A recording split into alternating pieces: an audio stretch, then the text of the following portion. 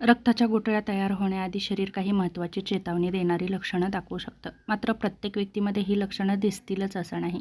काही वेळा गुठळी अचानक तयार होऊन गंभीर समस्याही निर्माण करू शकते. त्यामुळे काही लक्षणं दिसतात त्याकडे दुर्लक्ष करू नका. रक्ताच्या गुठळ्या म्हणजे काय? तर रक्तवाहिनीमध्ये रक्त घट्ट होऊन त्याचा गोळा तयार होतो. त्यालाच रक्ताची गुठळी असं म्हणतो. ही गुठळी धमन्यांमध्ये तयार होऊ शकते आणि रक्तप्रवाह अडवू शकते. त्याचं लक्षण म्हणजे एका पायात सूज येते.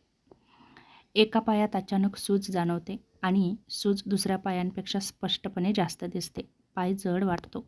पायामध्ये वेदना किंवा गोळे येतात. पोटरीमध्ये सतत दुखत राहतं. चालताना किंवा उभे राहताना वेदना वाढतात. स्नायू ताणल्यासारखे वाटतात. विश्रांती घेतल्यानंतरही वेदना अजिबात कमी होत नाहीत. त्वचेचा रंग बदलतो. त्वचेचा रंग लालसर किंवा निळसर दिसू शकतो. त्वचा चमकदार किंवा ताणलेली दिसते. त्वचेवर असामान्य रंगबदल दिसू शकतात. त्वचा गरम वाटते. ज्या भागात गुठळी तयार आहे तो भाग स्पर्श केल्यावर गरम वाटतो. अचानक श्वास लागतो. जर गुठळी फुफ्फुसात गेली तर अचानक श्वास घ्यायला त्रास होतो. थोडं चाललं तरी दम लागतो. छातीत दुखू शकतं. ही आपत्कालीन लक्षणं आहेत. दुसरं महत्त्वाचं म्हणजे छातीत खूप दुखतं. खोल श्वास घेताना खूप वेदना होतात. छातीत दडपण जाणवतं किंवा टोचल्यासारखं वाटतं. हृदयविकारासारखी लक्षणं दिसू शकतात. हृदयाचे ठोके वाढतात. हृदय अचानक जोरानं खूप धडधडतं. अस्वस्थता जाणवते. घाम येतो. चक्कर येते.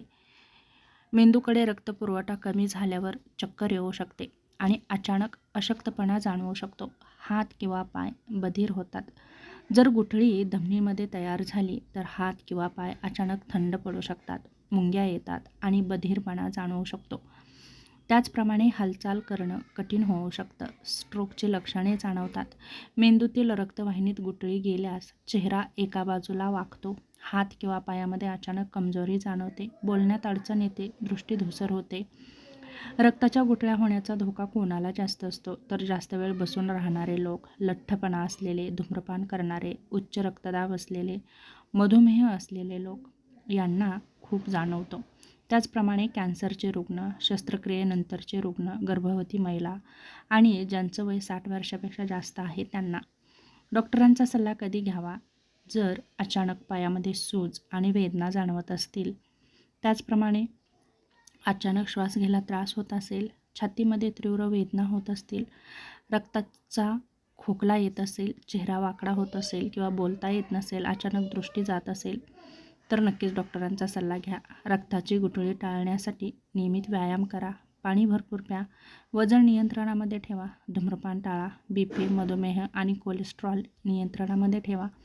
खूप वेळ एकाच जागी बसून राहू नका. महत्त्वाचं म्हणजे पायात सूज, वेदना, त्वचा गरम होणं आणि अचानक श्वास लागणं यासारखी लक्षणं दिसत असतील तर कोणताही विलंब न करता डॉक्टरांचा सल्ला नक्कीच घ्या आणि योग्य ते उपचार नक्कीच करून घ्या.